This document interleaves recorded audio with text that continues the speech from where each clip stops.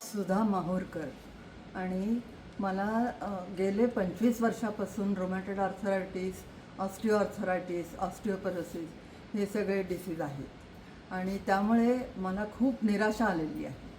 आणि त्याच्यातून माझे मिस्टर जाऊन आता 13 वर्ष होतील.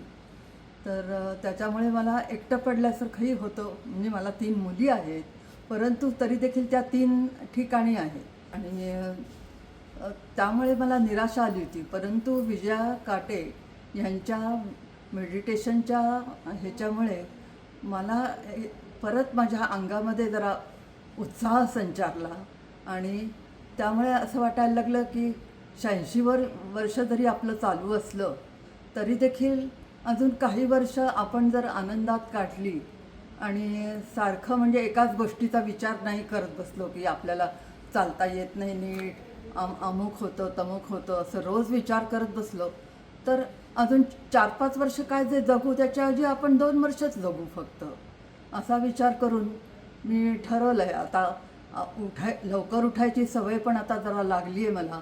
त्यामुळे गजरालाच मला उठवावं लागतं. गजर व्हायच्या आधीच मी नेहमी उठते आणि एकही दिवस मी अजूनपर्यंत चुकवलं नाही मेडिटेशन आणि मी पुढेही करत राहील अशी माझी इच्छा आहे आणि अपेक्षा आहे.